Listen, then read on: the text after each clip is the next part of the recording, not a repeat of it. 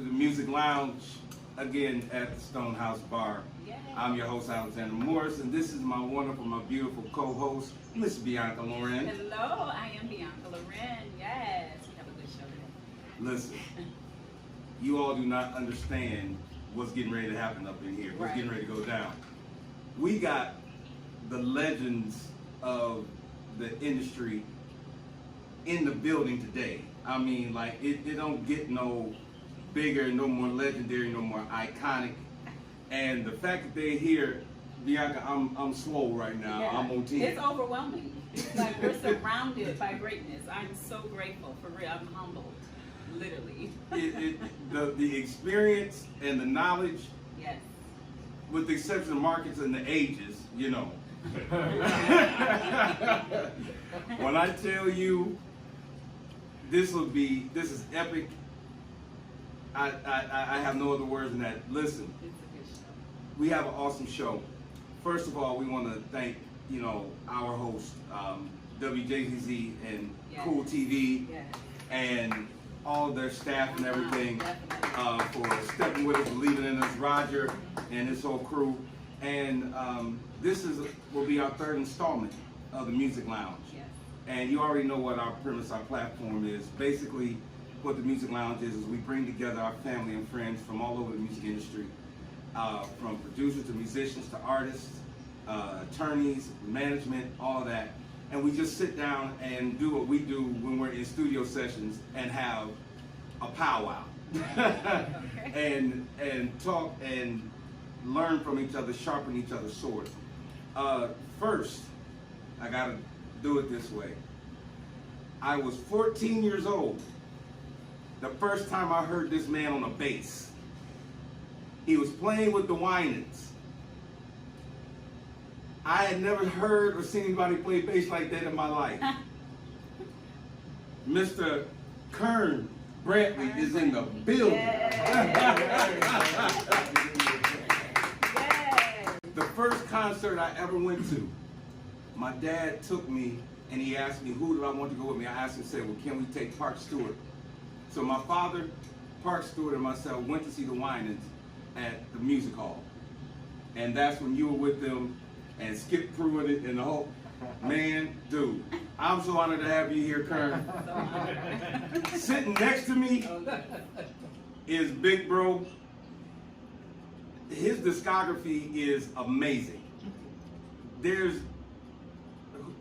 just named some of the greats. Cause I'm stuck at death row. Just Mr. Carl Bush Small. Yes. Clark sisters. Clark sisters. Alone. Yeah. Then next to him is one of the baddest drummers in the business. Don't look. He's Where looking around. you looking, bro? Don't look over here. I'm waiting for somebody to walk in. First time I heard Yes, Marcus Marcus. Hunter play. He was with a band called Punkalinium. And you talk about tearing the paint off the walls. Then I had the pleasure to be able to tour with them, with Calvin Richardson and Sean Kingston, all that. Ladies and gentlemen, Marcus Hunter. Yes, Marcus. That's you. And then the legendary. His first name is D with 3 E's. The guitarist of guitarists, creator, producer, songwriter. He couldn't be here with us, but he's with us on remote. My big bro, Mr. Eric Bryce. Yes, Eric. And we're so glad to have all of them with us. And here's the thing, y'all. This is all Detroit. All Detroit. It's This is such a- all Detroit. Yes. All Detroit. You see Motown Eric represented. repping with the Motown hat and all of that. Motown, Detroit. We see you. We represent home. And so we got all of them here. And really, what our aspect is and our desire is to give information, but from a real perspective. What the music industry is, what it is not, the misconceptions and misconstrusions that can be misleading. You have so many artists, writers, producers that have desires, they have dreams, And coming into this, you come in, I guess, bright-eyed and bushy-tailed because you have a concept of thought of what you think this is. But it's after you get in it, you find out, this ain't what I signed up for. Twists and turns. But not just to be a one-pony show or one-hit wonder, but to have longevity. That speaks to another level. And I think that, Bianca, that's what makes these men legendary in that right, is because of their longevity and being at the top of their game still. Not dissipating, but at the top of their game. Discipline. Discipline from every level. And so we wanted today to be able to bring this group of men to our audience to give their knowledge, their experiences. Most of them have all worked together on so many different sets and tours and so forth. And you have a lot of young people out here that aspire to be where y'all are. You know what I'm saying? All of us know it's a blessing to be where we are and where you are, and to have been able to stand the test of time, the different changes in genres of music. When it went from music to beat makers to, I don't know what this is, but we're gonna play it anyway. You know what I'm saying? That's funny. And to remain consistent and consistently working, that's something that is not common, or as common as it seems. You know what I mean? It's not as common, whether, it doesn't matter the genre, work is work. Right. Right. You know what I'm saying? And so what I want to do is I want to start with Kern. From my first knowledge of you with the Winans, all the way to Lady Gaga, I don't want to pronounce their name wrong, but you were just recently over in China. In China, yeah. For, well, how long were y'all over there? 2 years. 2 years. 2 years. 2 years, yeah. Doing sold out arenas with one of the biggest pop bands basically in the world. Yeah. You follow what I'm saying? And not just being a musician, but you are the musical director. And just about every band that I've known and tour that I've known you to be associated with, you sat in that position. Right. Assembling the band, dealing with the budgets, dealing with the right art, with the right singers, the right musicians, and all of that. But it didn't start there. Right, right. You know what I'm saying? Kern, where did the discipline, where did the knowledge of, I just don't want to be a musician, but I want to hold a place where I'm not easily expendable? Well, you have to make yourself valuable. You have to be able to do just more than one thing. Like as a bass player, I realized at an early age that I have to be a keyboard player as well as an arranger and a producer, because as a musical director, you're pretty much producing the album live. So you are responsible for everybody's part. You're responsible for the vocalists to make sure that they're on point. You have to deal with the lighting and the sound people, make sure that everybody's on one accord as well. So you kind of have to be really well-rounded and kind of keep your ears open for everything. And you mentioned early management. So a musical director is kind of like the middleman between the band, the artist, and the crew. So like if there's a problem, the artist is going to come to me. They're not going to go to the drummer and say, hey, speed up. They're going to come to me and say, tell him to speed up. Yep. Or speed up out of here. Excuse me, sir, tell him. Yeah. You know, Manager, so got it. because they want to deal directly with the MD. So I'm kind of like the middleman. But then there may be a discrepancy in pay, or they may say, well, I didn't get such and such this week. They'll come to me and say, hey, so I'll go to management and say, hey, my guys need to be taken care of. So it's kind of like a dual hat, you know.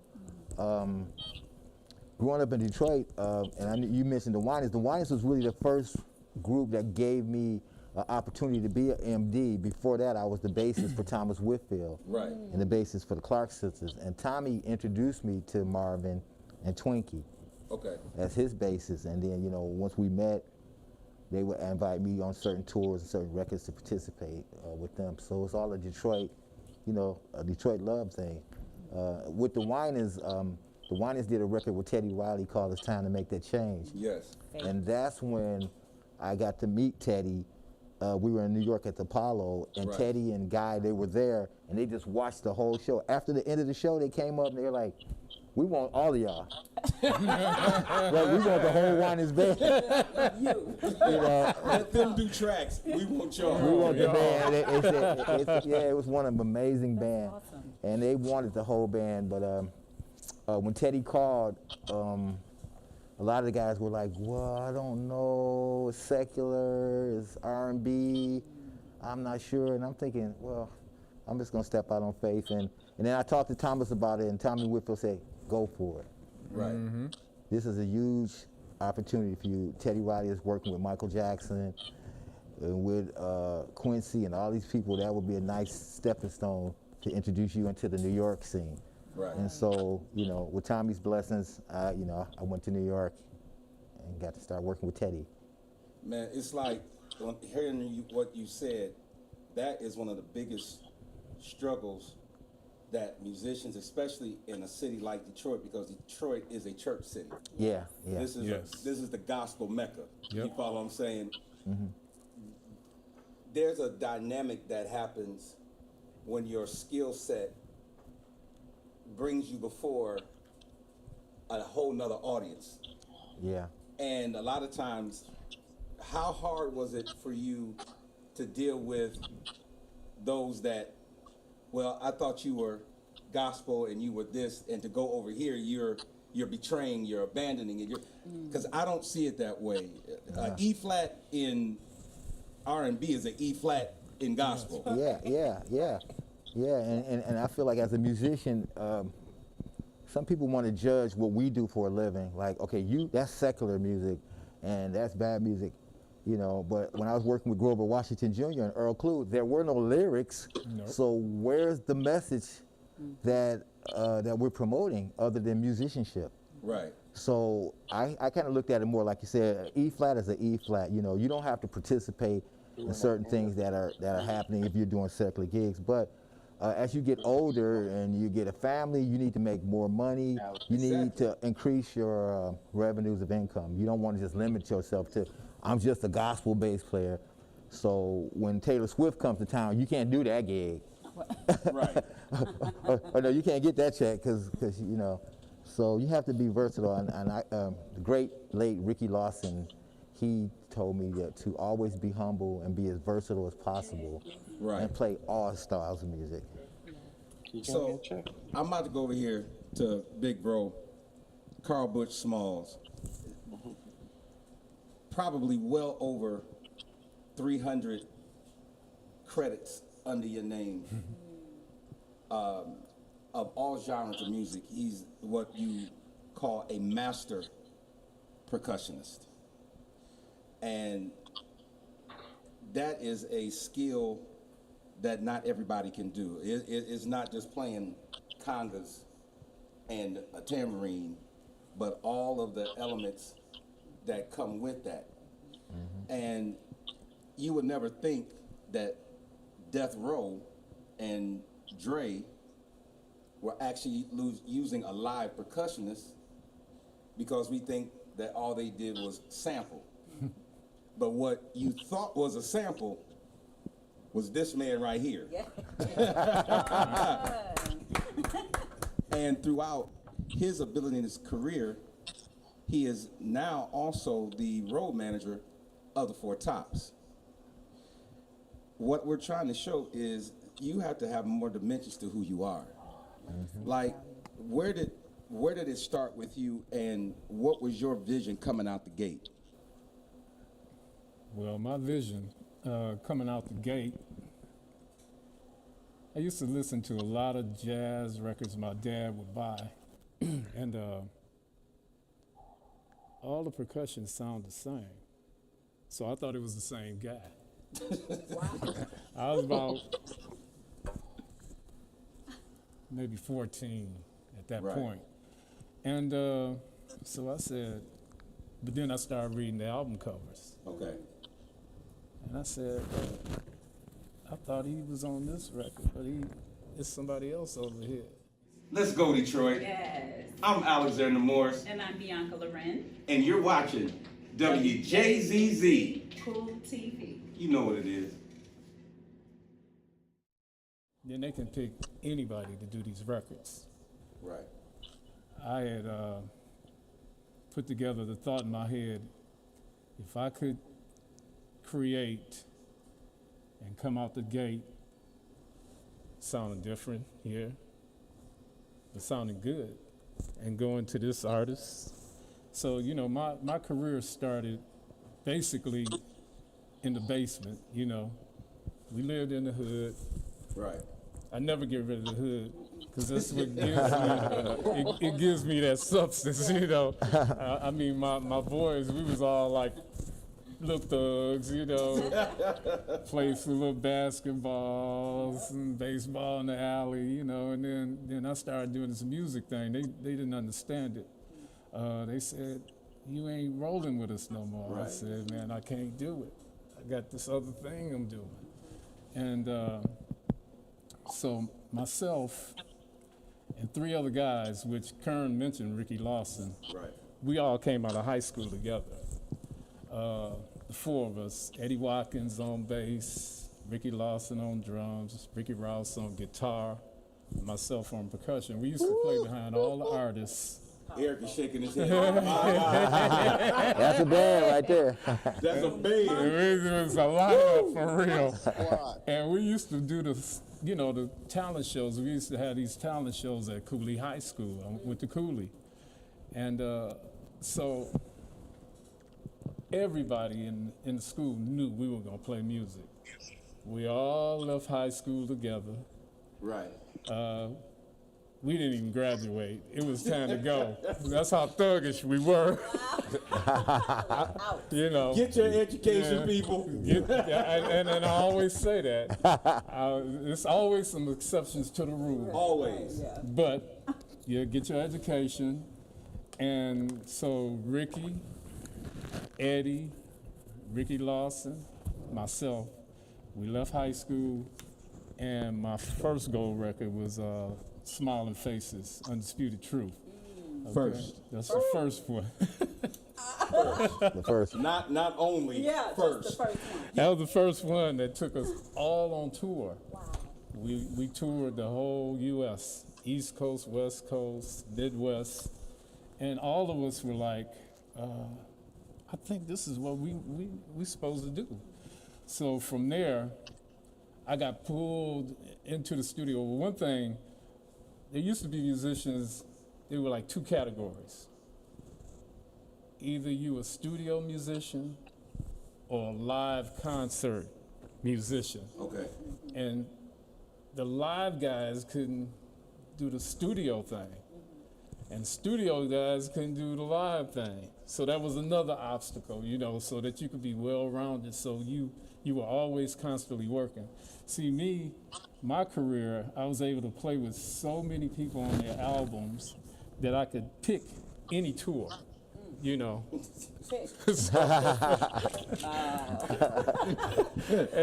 All of us have not been so blessed. Just pick what tour I want to be on. Yeah, it was. I mean, I kid you not. It was like everything just fell into place. Wow. Eric even knows that when I did the Clark Sisters, and we had stories in the studio, you know, because I did You Brought the Sunshine, and then Kern and them came after that. You know, we all did so many records. Legends. I'm telling you, Bianca, legends. Oh my goodness. And it was not only the gospel, but I was in R&B. I did Johnny Taylor, Disco Lady. I did dramatics. What you see is what you get. You know, I mean, it's just a string of records, and I would be able to create my parts because everybody else's, you know, you had your chord charts and everything, and Right. and the arrangers and them, they would say. They would give me some basic parts, you know, like, you know, we have charts and I play cowbell parts or whatever because I played all the instruments. Right. And so But basically, they would leave it up to me to create because they didn't know that space. And then I would create parts that be signature parts like a bass and drums and keyboards and everyone. You know, so the whole thing about that was like you not only had to fit in, but you had to create and have everybody else say, damn, I wouldn't have never thought of that. Right. You know, so it kept going like that. There's so many records. I just like it's Like I said, it's unbelievable. Yeah. This is a legend. With us all the way down in North Carolina. But he's Detroit homegrown. Homegrown. The first studio I ever went to in my life was in this man's basement. Wow. It was a 8-track or a 16-track? Oh, it was an 8. It was probably a 4. It was More like a 4-track. Cassette, huh? Yeah. 2 cassettes. I'm at Eric's house with Park Stewart, phenomenal writer and singer. And so I said to Eric, I said, why don't you put strings on this? This man says to me, he says, when you do strings, he said, if I put strings on it, it's like I'm trying to be sweet. He said, why try to be sweet? Just be sweet. There you go. Real easy. Fix me. Did. Mess. Come on. But Eric Bryce, gospel legendary group commissioned, the Clark sisters, Shaka Khan, you name it, that is the man. I've never seen anybody, a lot of guys will use different elements, distortions, wah-wah paddles and all of that in order to compensate for what they can't do. He was the first person I saw use certain things because that's what was necessary. Because his skill set, he didn't have to rely on the tricks. He used them for what they were made for. You follow what I'm saying? And I think just for anybody that's ever worked with that man knows if there's no reason for a wah-wah paddle here, I'm not about to put a wah-wah paddle here just because I don't know what to play. You follow what I'm saying? Mr. Eric Bryce. Eric, you already see where we at. Your turn. Well, you know, we can go right back to Carl Butch Small.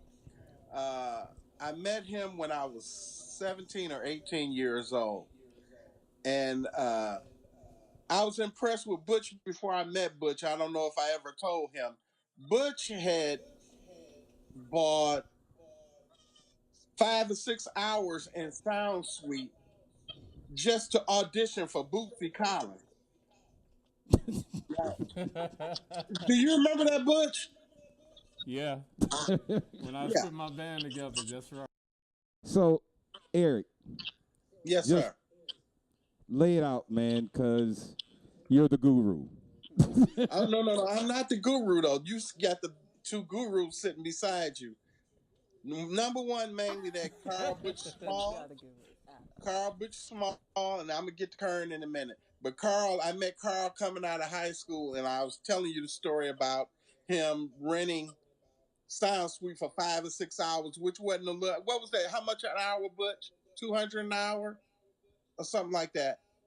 He got the audition for Bootsy in 15 minutes.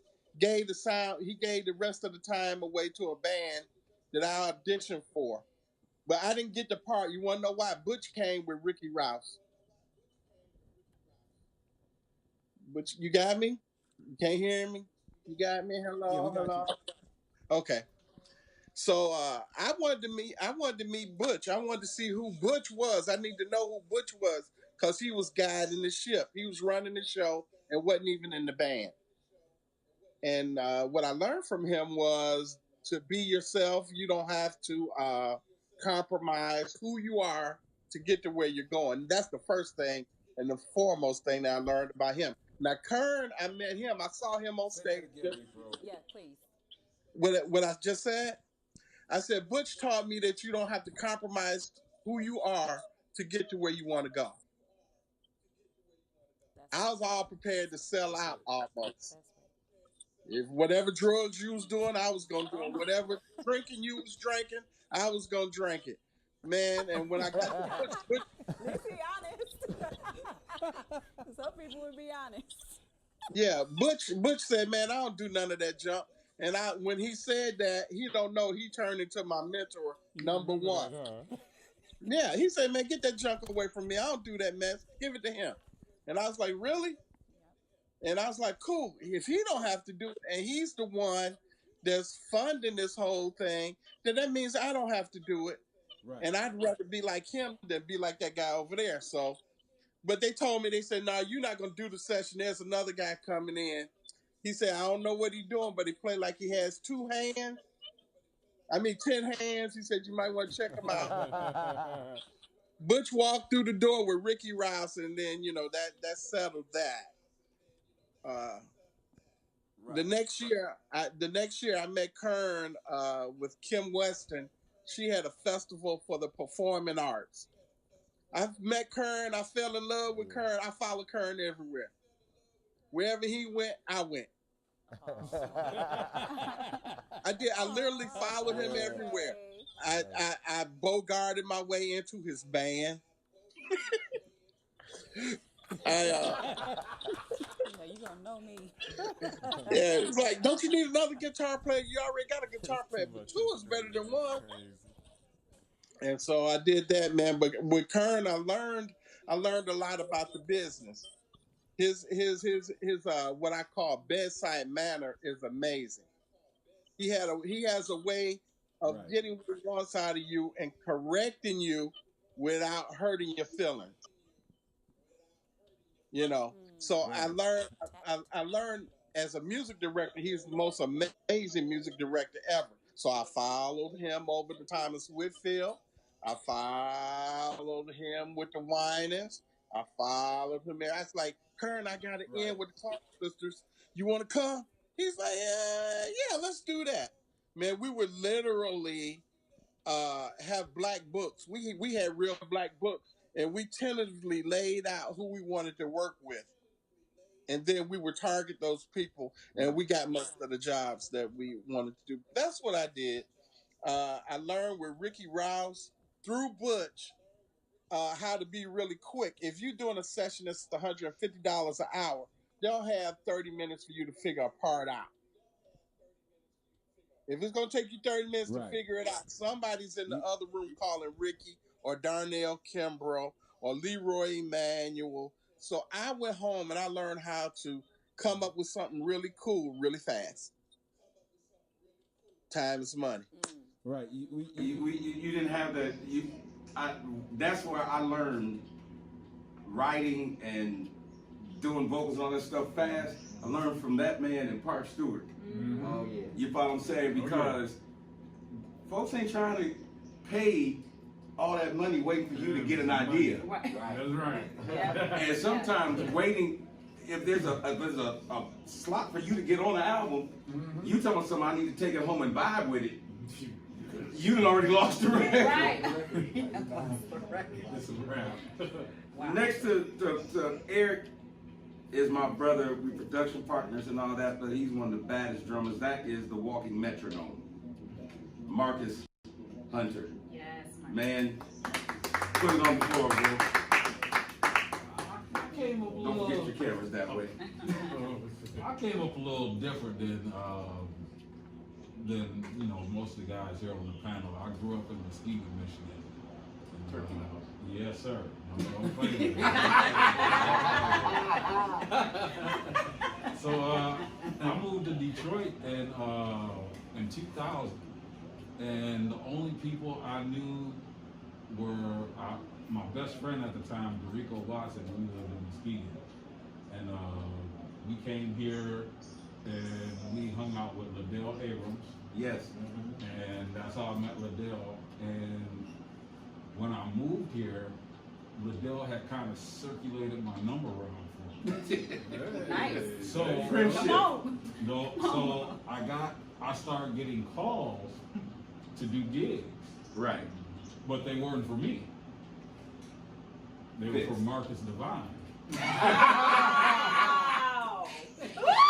So I would get all these calls.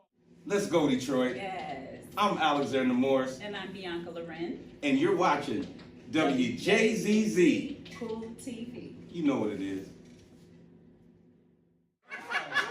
Thank you.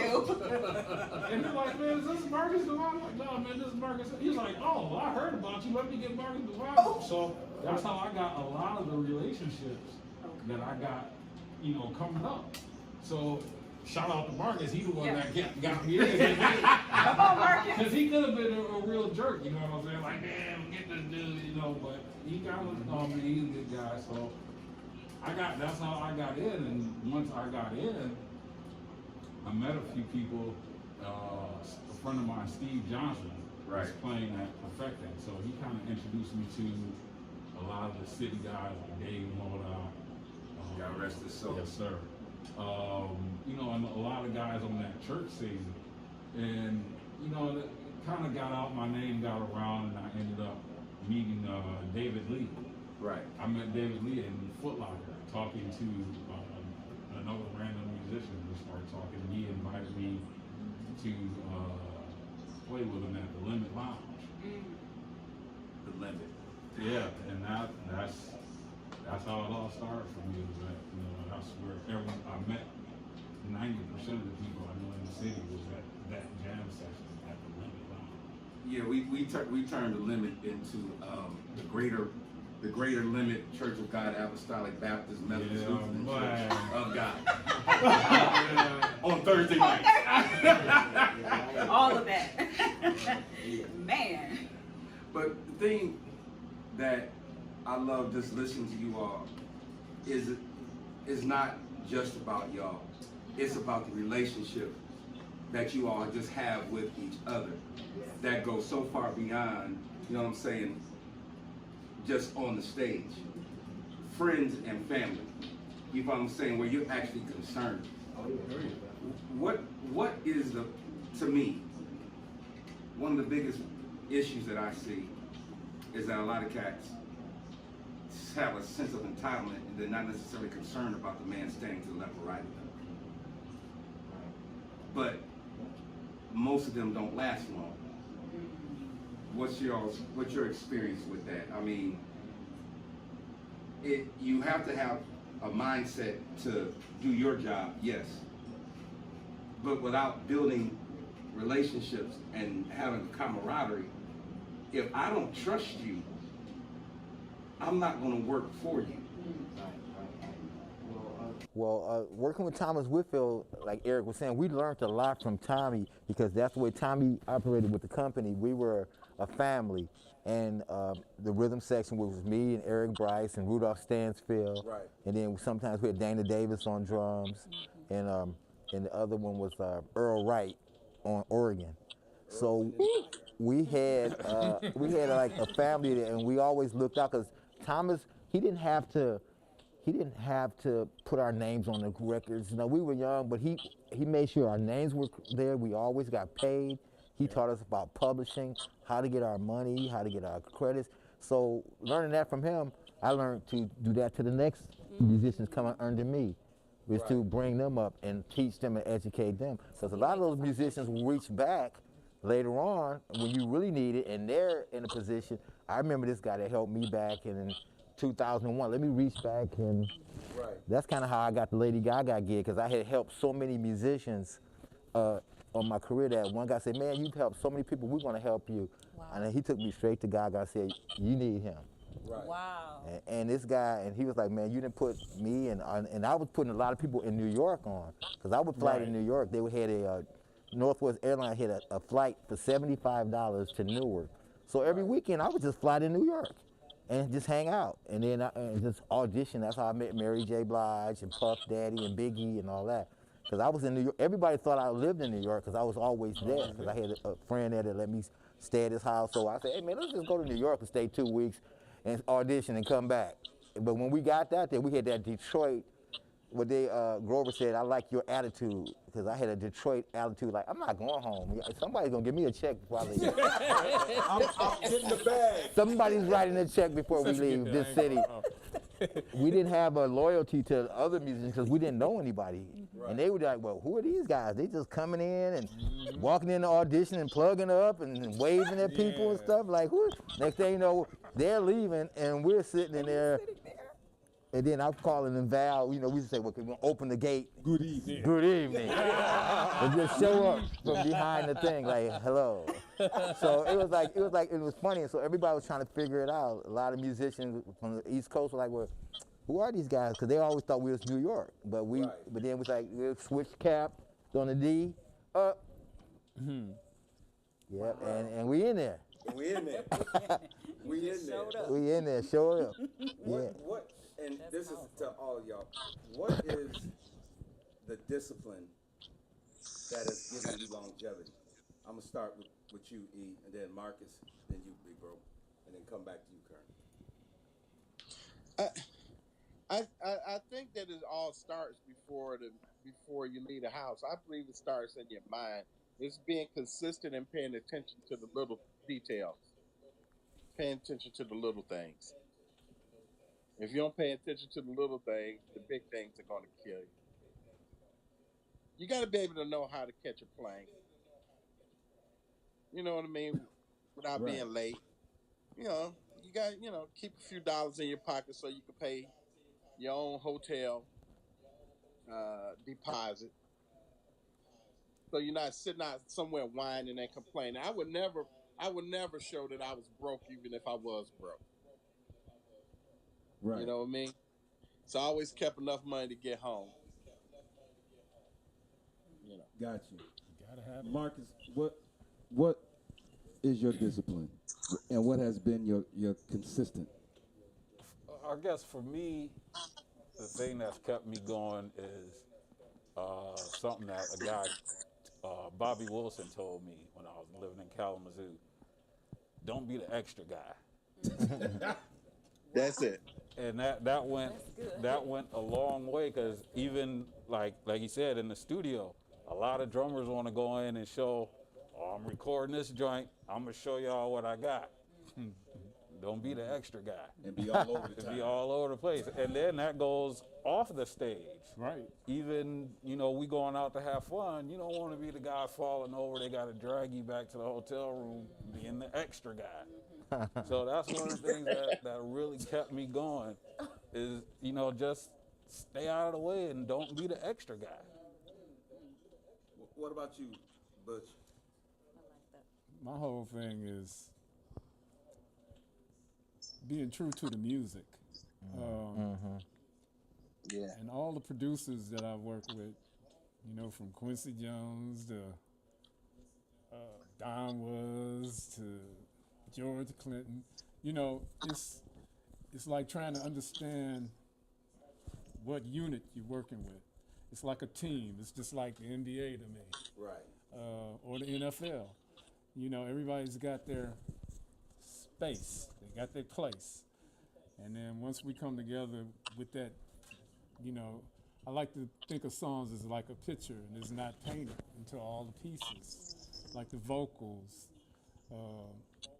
arrangement, strings, percussion, drums, guitar, bass, and the lyrics and the mix. Because, like I like to mix a lot of records. I've done a lot of records and production, and even if I didn't even produce the song, I may come in and produce my parts, as far as the mix of them.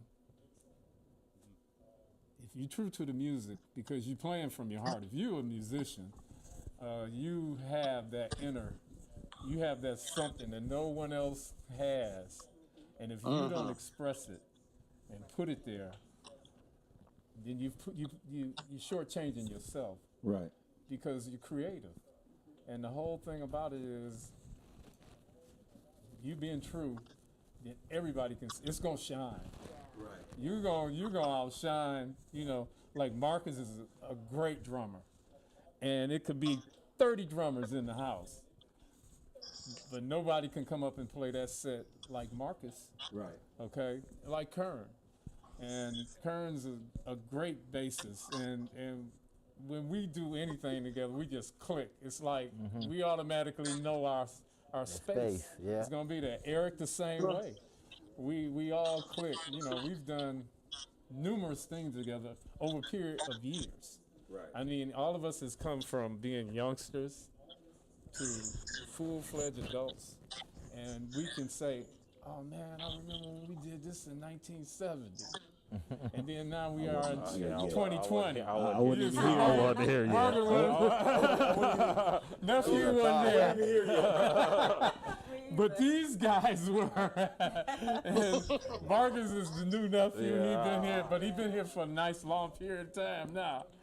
But we can go back to 70s and 80s and 90s. I mean, when I lived in Cali, and when Kern was the music director for Beyonce, and I've done albums of Beyonce, the Christmas album, I did Austin Powers, the Gold Member, the movie. Yeah. Things like that. And one of my ex-girlfriend was Beyonce's first cousin, and Kern, y'all were rehearsing. What were y'all rehearsing at? Center Stage. Center staging in Burbank. Yeah, in Burbank.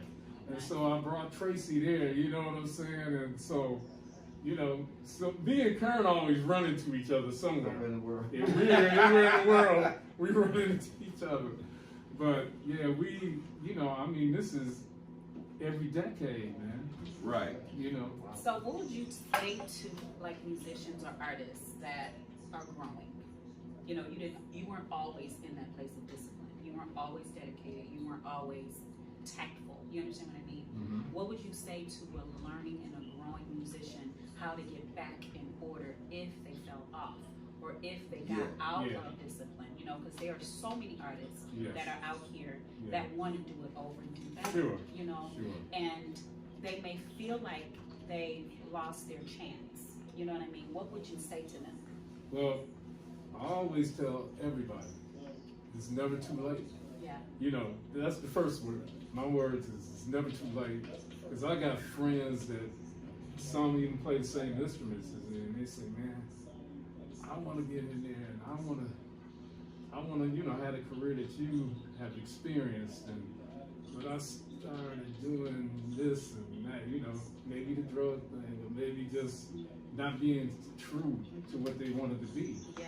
And so you fall into the pits of the valleys, the highs and the lows. Yes. Right. Yes. And you don't get there because you stopped. Right. And then I tell them, you know, I'm always true to people that play instruments or in music. If it's a vocalist or if it's an instrumentalist, I be like, you got this. You can do it. Because I already know what you do. Right. You know, I never forget. You know what I'm saying?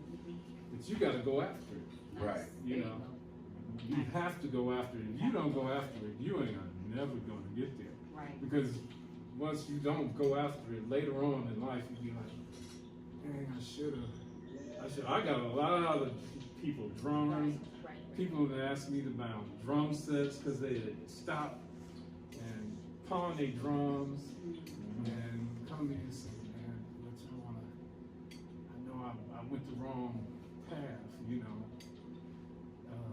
Can you help me get these drums? Can you help me get back on? I said, you for real?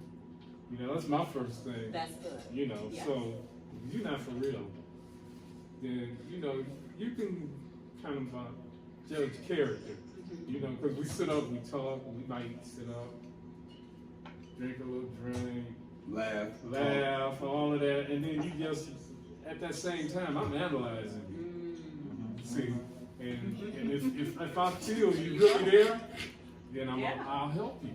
Right. But if I can feel like, I mean, you know, my time, well, you know, like I don't want money for all my time, but I've even lost that hour. Right. Because I know you're not going in the right direction. Wow.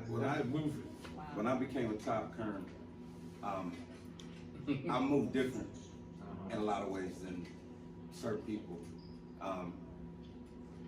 the band sees the show from a different perspective. And they know the show in and out because they played it a million times. But the audience sees the glitz and the glam, but the band sees what's behind the backdrop. Yes. And they see all the mistakes.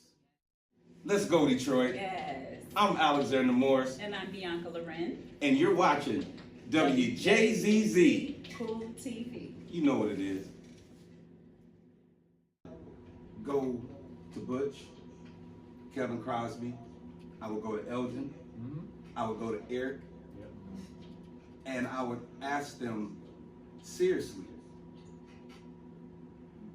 where am I at? What do I need to do? Good. Good. And Butch would tell me, you need to flow like water. Slow down. Do this. Do that. You follow what I'm saying? Give me that feedback. And he would give me that feedback. And certain times during the show, I would always turn a certain way and I would catch Butch. Am I telling the truth? Absolutely. And he would let me know, you on, he'll be playing and he'll give me the nod, or sometimes he would do like this. Oh, wow. Yes, You follow I what love I'm saying? that. My thing is, In the moment. when it comes to musicianship, singing, whatever your position is, you can't disrespect the men whose shoulders you stand on every night to do what you do and to execute it. So why wouldn't you ask them, what do I need to do to become a cohesive element?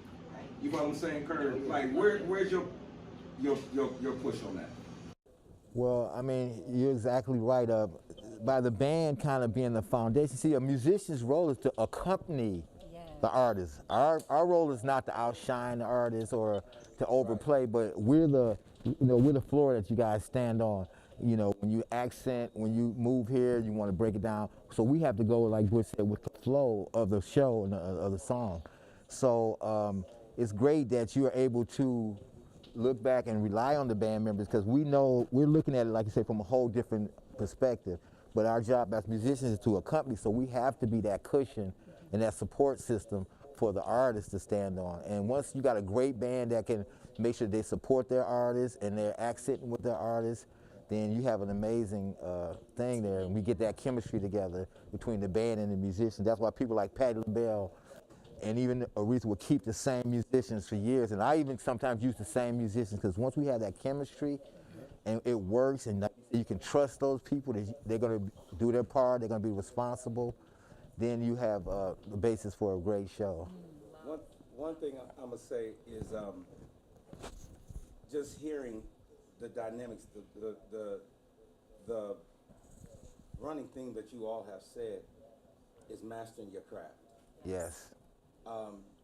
One thing that I've learned from watching you guys, and even though Marcus and I are within the same age, but how they conduct and carry themselves on and off stage speaks volumes of you. Oh, yes.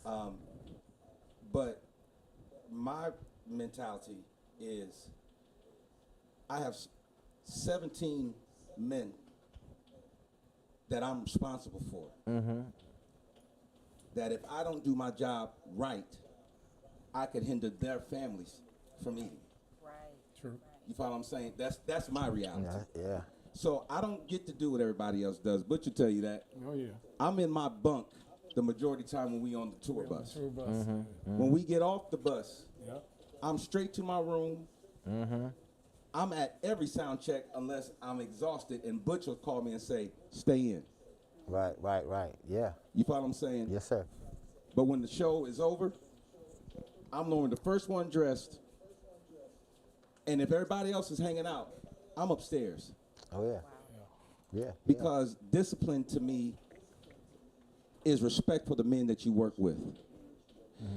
This has been the Music Lounge at the Stonehouse Bar on WJZZ Cool TV. I want to thank Bianca Loren. Yeah. She basically just sat here today and was like, oh no, I'm absorbing, I'm a sponge today. I totally today. I just had left to. me out there. You know. Not much. I mean, you can't help it. Yeah. It's like being around the elders. You know, you sit Right. there like. I want to I'm thank so grateful. Thank you Kern so much. Brantley. Thank you, big Yeah, bro. thank you I so much for appreciate having you, me. man. Thank you, Bianca, so much. Yes, you're welcome. Carl Butch Smalls, thank you. I appreciate you so much. Eric Bryce, the Eric Bryce, The Eric. Yes, Eric. my brother, Mr. Marcus Hunter, a.k.a. Divine Turkey Knuckles. I'm going to get his name right today. Hunter. Marcus D. And to the helm of our ship, Roger, I'm not going to even mess with your name today because I tear it up. Pennsylvania. Yes. Got it. Pennsylvania. Thank you for all of your support. But to our audience, we love you. We're praying for you. Stay posted, and we'll see y'all next week. Thank God you bless. so much for coming and watching. Yes. God bless.